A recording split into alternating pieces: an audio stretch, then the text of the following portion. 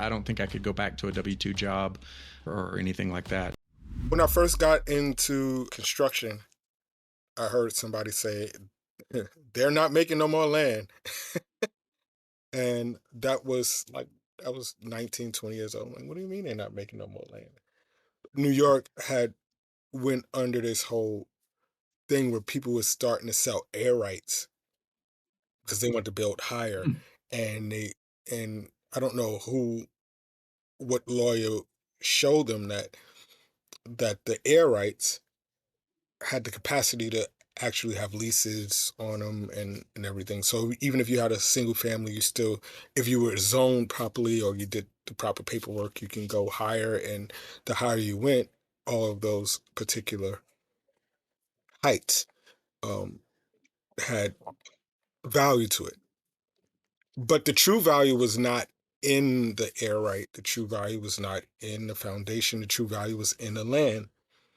And a lot of people, there's a lot of rural areas. I have family who has acres of land and they just don't know. There's no way to quantify the value. You have to go through a whole bunch of steps. Not forbearance, forbearance agreements are different. Feasibility studies, usage, surveying the land, making sure that the land is good for housing, seeing if there's water close so that you can do sewage because we all, we buy a piece of land and we thinking that, I'm going to build a house, and then you find out that there may be an exotic bird there or and I've seen that happen. I've been in this industry for a long time. They saw one exotic bird and it stopped the entire process. Permits ran out because they wanted to make sure that there wasn't more exotic birds, and so there's a bunch of awareness things that need to happen before you make the purchase. That does not mean because you have to do a lot of due diligence that it's not a good purchase. My name is NaRon Tillman. This is Walk in Victory, and today you're going to learn everything that you can about land acquisition. We sit you at the feet of the masters. We have conversations that help you evolve your life, and you may be holding on to a piece of property, a land. You may inherit it, and you're paying taxes. You don't know what to do. Today, Mike is going to help solve those problems for us. How are you, sir? Doing great, NaRon. Thanks for having me on, and I'll try to live up to the hype of things being laid at the feet of the master. Yeah, well, we like to have conversations with people that are niched down and specific in what it is that they do, because that means that you've cast your net out and tried to cast it wide, and you found out that this is the area that I need to really perform in. This is the area that I can be great at. How did you get from just doing real estate to becoming one of the leading voices in land security and land acquisition? Yeah, really it's been a journey. So as I was mentioning, I spent my early career in tech companies running supply chains. I found myself out of a job in 2016, out after giving a lot of layoffs. I was finally met on the receiving end of a layoff. I was with Microsoft at the time and was let go. My wife got let go at the same time from a different company. And we didn't really have any other streams of income. So we panicked a little bit and thought, okay, we get another job. But fortunately, we decided to take a little minute to check in and think about what we wanted out of the rest of our lives. And it really wasn't another W-2 job. It was spending time together, doing things where we had more control over our income, but also, most importantly, our time and freedom. Land was something we had heard about on podcasts just like this. I heard other people talking about having done some deals, got some great returns. It seemed approachable from a capital perspective. There are opportunities to get into land where you don't have to spend. A lot of people have a preconceived notion, especially like you live in New York. Okay, land is crazy expensive there, but you get out into the rural areas, you can find price points from, low to high. And so for a couple of reasons, we decided to start with land, and we were skeptical, but after starting in 2017, so we'll be going into our 10th year of doing this here next year. Once we started doing a few deals, we did see that it was just a lot easier than hiring contractors and flipping a home, doing a fix and flip, or finding teams to manage small multifamily units or big multifamily units. Just a lot of moving parts in all of those. Land is pretty simple at its core. You did bring up some good points. Depending on what you want to do with it, there is nuance. There are all kinds of, zoning and environmental studies and different things like that. And really depends market to market where you want to get in. But, we started in land. We had success. It took us 18 to 24 months and we were off to the races. Like, we had replaced our old W-2 salaries. In our third year, we had a huge tax problem because we started making too much money. And that led us into other forms of real estate where we could get tax depreciation and things like that. But land has been our tried and true go-to because of its simplicity. And the way we do it, it's just super repeatable. And you're making 2x to 5x ROI in months, not years. And so it's just something that we lean on time and again. And every time we dabble in another type of real estate, we understand the complications that go into it. And our lifestyle is such that we really enjoy a certain amount of peace and stress-free lives. And so, we just over the years have stayed in land. We've scaled our business. It's really easy to scale. There's a lot of different ways to do the business beneath the high level macro that I just kind of described. But at its essence, we're making off-market offers to landholders. You mentioned some people inherit land. A spouse passes away. There's a few factors where people really just want to get rid of their land and they want cash today. And so they're willing to sell their property for a discount. And we take that discount and then we just remarket it at face value. And so land has just time and again been what we've gone to. And that's really how we got into it and why we stay in it primarily. And I'm happy to kind of go through the ins and outs of some of our learnings. But, that's what pulled us in initially. And just the lifestyle that it gave us and continues to give us is, it's our true north these days. I mean, I don't think I could go back to a W-2 job or anything like that. Just it's, we've tasted the fruit of freedom there. So when we look at housing deals, one of my first lesson was 70% minus construction because you want to leave a 30% spread. So 70% appraisal value, not the after repair value, because then the numbers go a little higher. You want to get the appraisal value minus construction. Right. That's the offer. How do you structure a land deal? Because there's really, what are the metrics? If I'm looking at a piece of land, I'm driving down the street and I see land for sale. What pops into your head when you see that? Yeah. And so, yes, it's really simple at its core, the way that we have run the business.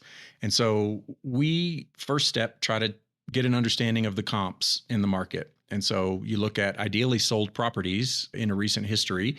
Some states don't offer sold property values publicly. And so you have to go to the next best, which is active listings. But there are ways to evaluate land.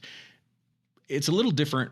Rural or residential is a little easier versus commercial because it adds layers of variables into the comp analysis. But we'll just stay on the rural and residential side of things. It's pretty easy to develop the comps, and depending on what it is, if it's like an infill lot, then you're looking at cost per square foot. If it's a little larger size parcel, you can go to cost per acre. But something that normalizes the data set, and you want obviously comparables. You want things that are, if you're looking at a 5-acre parcel of land, let's say, you don't want to compare it to a 50-acre. The scale's just different. And so we just come up with what is the comp.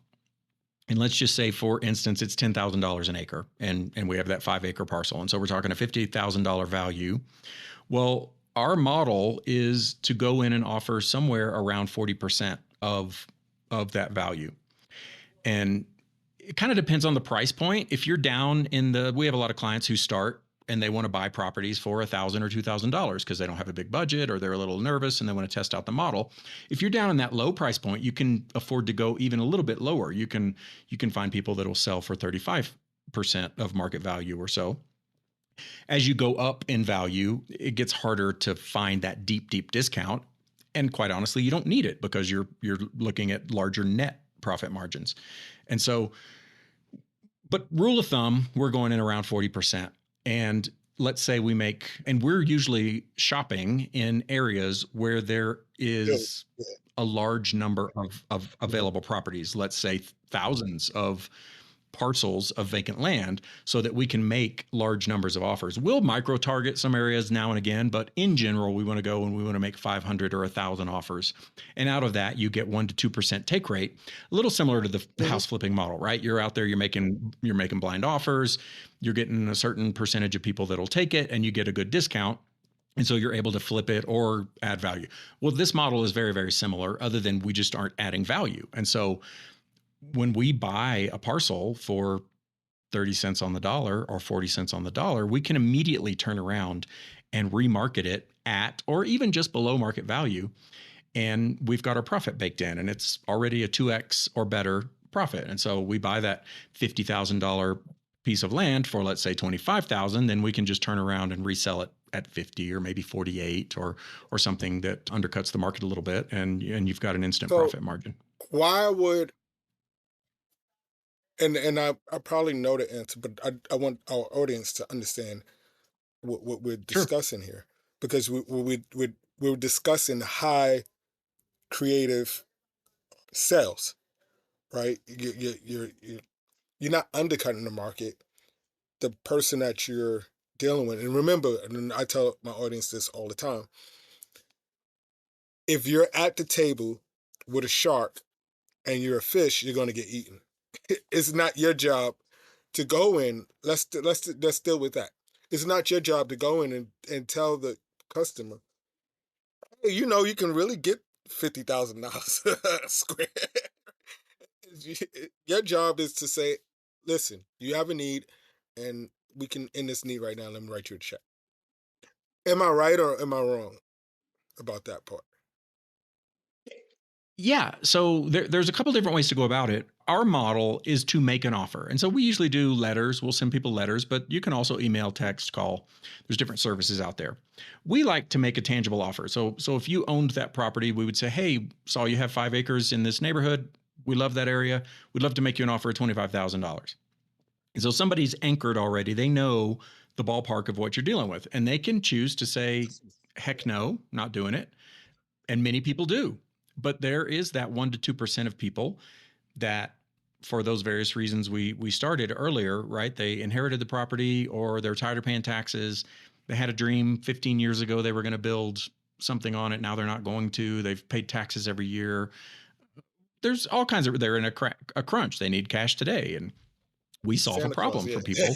Yeah. And, we don't coerce anybody into selling their land, but there are people that are willing to liquidate almost their property. And so it's just that reason. Yeah. I mean, we don't go to the table trying to convince anybody. We typically make an offer on that same parcel. Let's say we offered 25,000. We might be willing to go up to 35 or 40,000. I would take a $10,000 profit on something. And so if somebody wants to work it up, we'll negotiate. If it's a lower, like let's say we're dealing with a $10,000 piece of property and we've already offered 5, well, I might be, because there are costs to run the business, right? There's overhead, there's title costs, there's different things that come in such that margin shrinks. And so you have to know your walkaway point, just like in any sales negotiation. It's like, okay, I have an offer on the table. I'm willing to go up to a certain amount.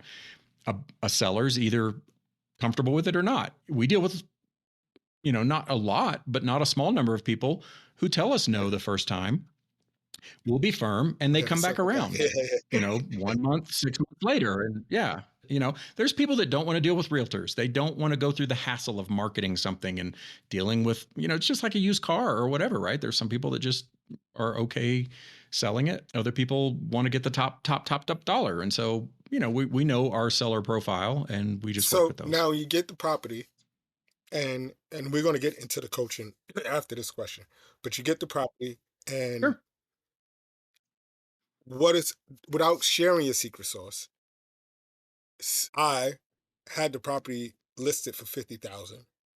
You offered me 40% of that. But then you have the ability to turn around and sell it for 40, maybe even 50. How did you develop that secret sauce? How did you know what I didn't know? Because I'm selling it for the same price, but I couldn't find no Mhm. buyers. How do you swoop in and say, "Hey, man, let the professionals handle this. Here go $25,000. Hold my beer."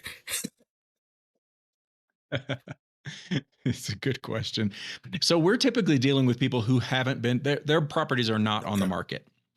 We're just reaching out to property owners and inquiring if they're open to sell their property. And you can either just some people leave it at that and just say, "Hey, I see you own property. Would you ever be interested in selling it?" And you'll get a higher response rate because people are curious, but they're also coming in, you don't know where they're anchored on their price, and so they could be at the market value or even higher.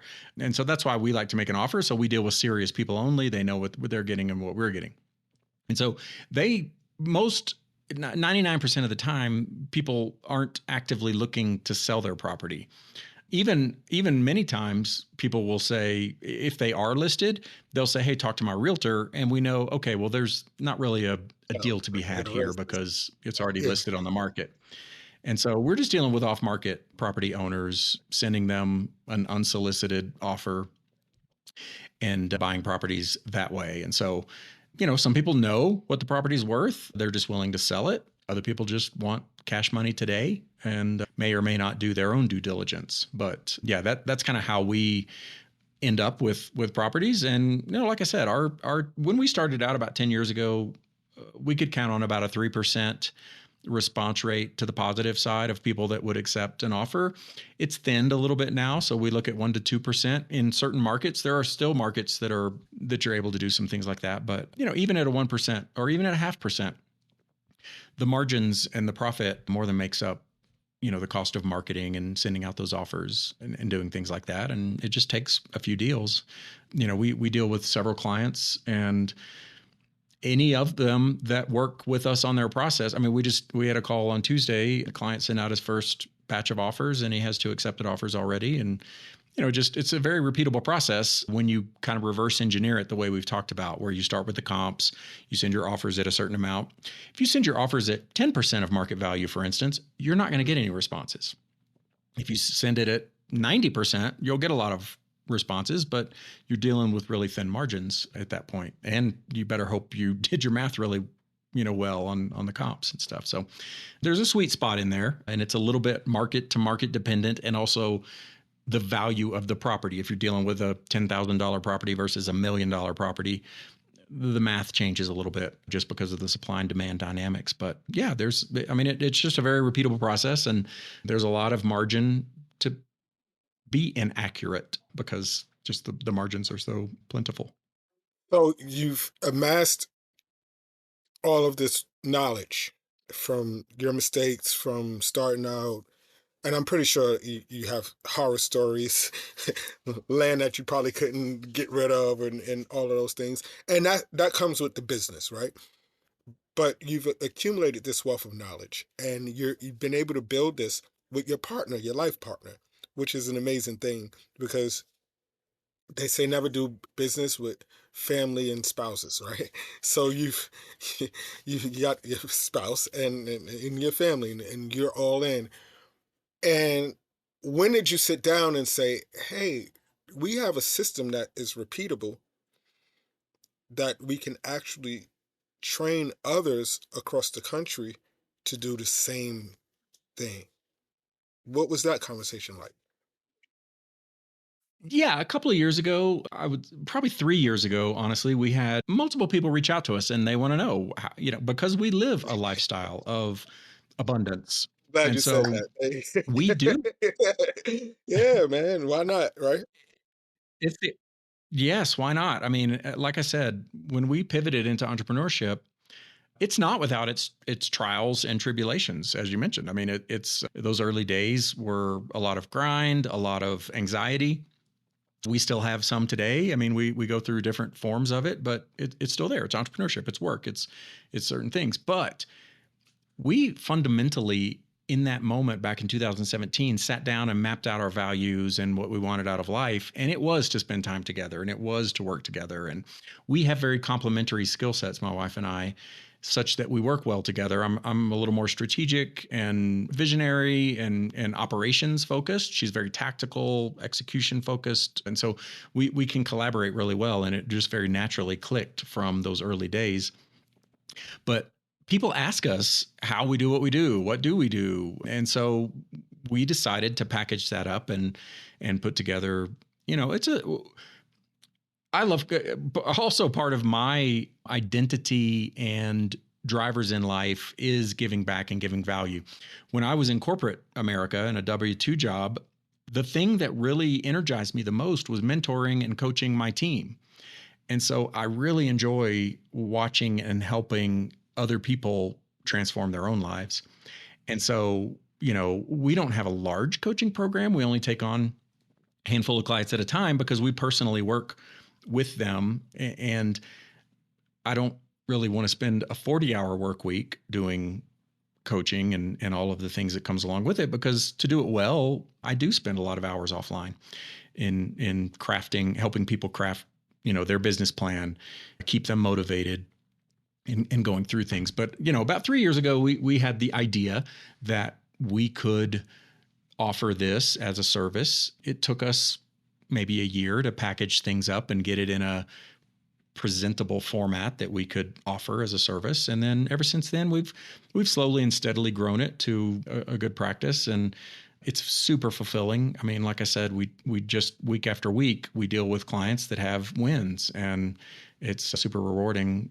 Our business is at a healthy level such that land, the beautiful thing about land also is it's a very low touch business. Like, we're not managing contractors, we're not managing property managers, we're not dealing with lenders. And so, it takes 10 hours a week, maybe at the max, to just keep our business going. We send out offers ever so often.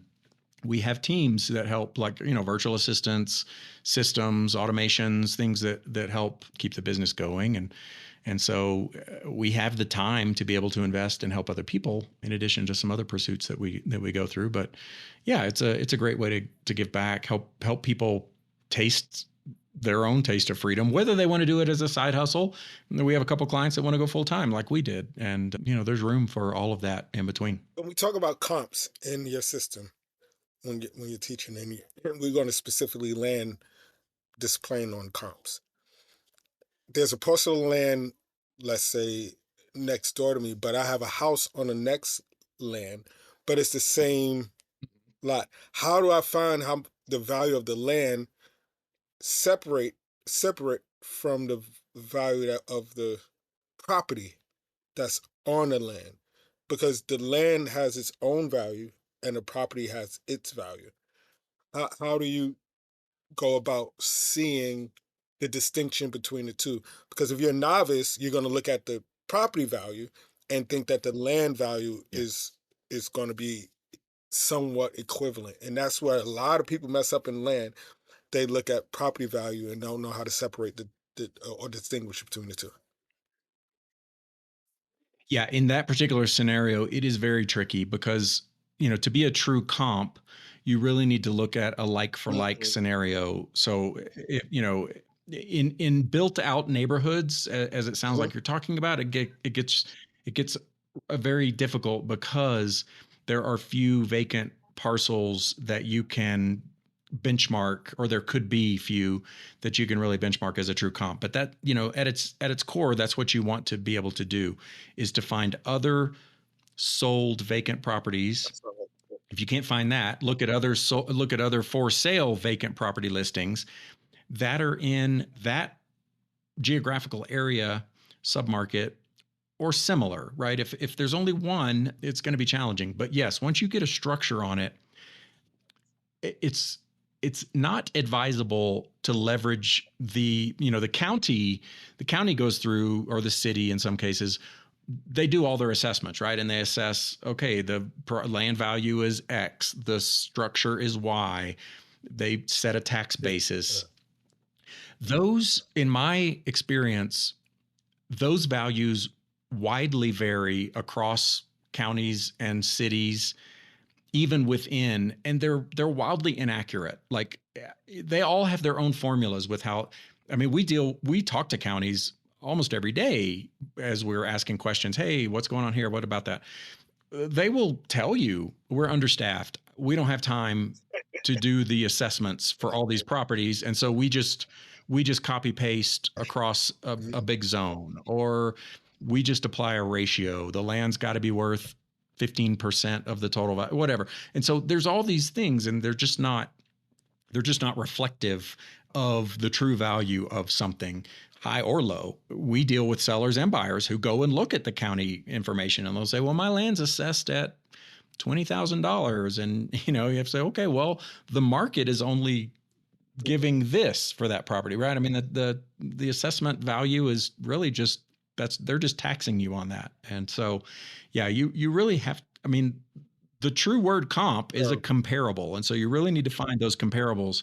Same thing with housing, right? If you're trying to compare a 3,000 square foot home to a 1,000 square foot home, your cost per square foot is going to really be off, and you're not going to be able to do it. And that's why, a lot of people in the housing market say, look for the ugliest, smallest house in the neighborhood, because you're going to ride on the backs of all the others. And it's a little similar in land. But yeah, I mean, some of those, and that's why I was saying, like, we like to go and we target markets where land is plentiful, where we can get comp. You're good. I told you we sit you at the feet of the masters, because that was going to be my next question.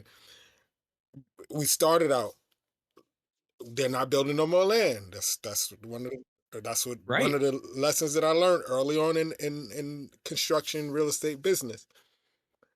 So you target areas where land sales are plentiful. Are these areas that may have been former farmland, areas that just undeveloped, that may be down a pipeline to be developed? What are you thinking when you're saying, I'm going to target a city or a rural area? And how do they even come up on your radar? Do you, like, wake up in the morning and throw a dart on the board and say, South Dakota, there we go? Yeah, well, that is a way to do it. And some people do it that way. When you come to us for us to help coach you, here's what we do. The very first thing we do is we're going to sit down and we're going to understand your goal. What do you want out of this? Is it $1,000 a month side hustle? Is it a $20,000 a month transition out of my job type thing?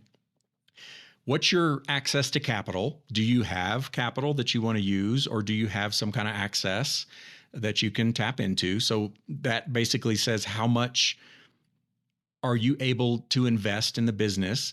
And a lot of people that come to us have $10,000 or $20,000, and that's all they want to do. And so we take that. We also combine it with, how much time do you want to invest in the business? Is it a couple hours a week, or is it full time? You want to scale.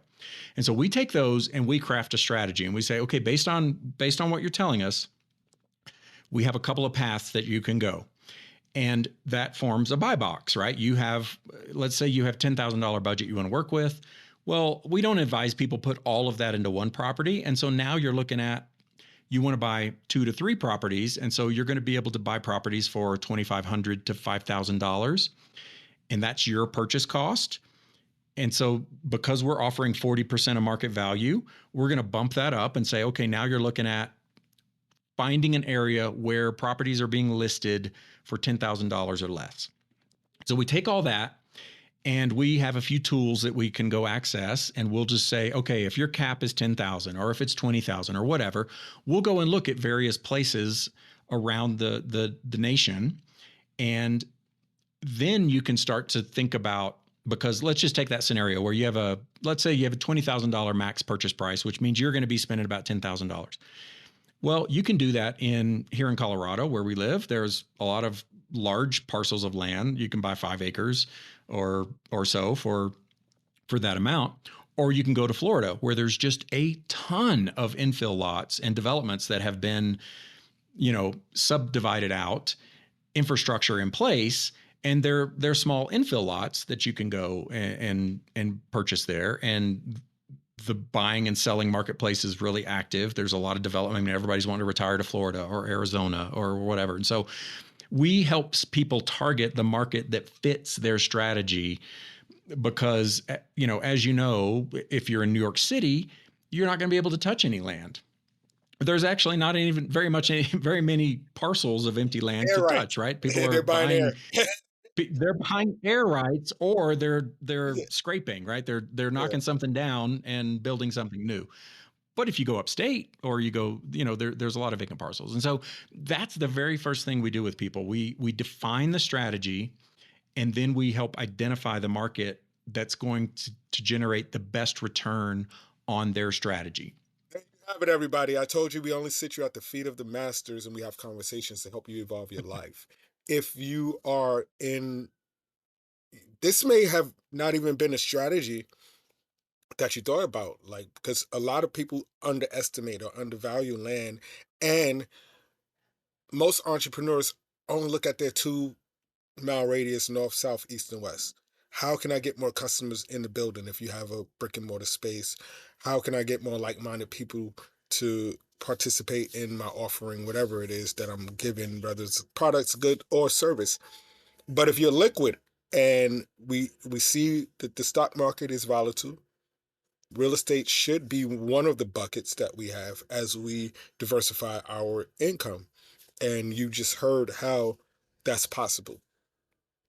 All of Mike's information is in the description. We don't ask you for cash apps. We don't ask you for Venmos. We don't ask you for donations. But what we do ask is that you support our guest. Follow him on all of his social handles, which again is in our description.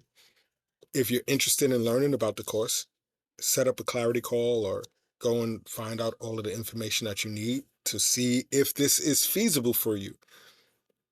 Expand your horizons. Expand the way that you think. Most of our demographic, Mike, is men um, between the ages of 33 to 40 something, entrepreneurial mindset, and they're looking to shift. You're looking to evolve. You're looking to take your time back. And this is not an easy business, but it is a business that can be lucrative. My first business was in construction, real estate, developed into that. So I understand the conversation, and we just ourselves purchased a house, had to move from the city, like he said, and go a bit upstate, got a few acres of land, and I got some apple trees and some orange trees, and got a little Beautiful. garden, so I'm not worried about government shutdowns. I can go get my peppers and my, yeah. So, but I'm not saying that to brag. What I'm saying is that you're listening to someone, two persons that has realized that this is a possibility. So don't walk with your head down. Don't walk making excuses. Don't walk looking for anybody else to create a path for you. You have a responsibility to hunt and gather, because that's who we are as beings. We're hunters and gatherers, and we can't go home and tell honey that the government shut down. We can't bring no food home. We got to go out and get it. Here's another tool to put in your tool belt. Don't forget to hit like, subscribe, and share. Your likes, your subscriptions, your shares help these conversations get to the ears of the people that need it. Enjoy the rest of your day. Peace.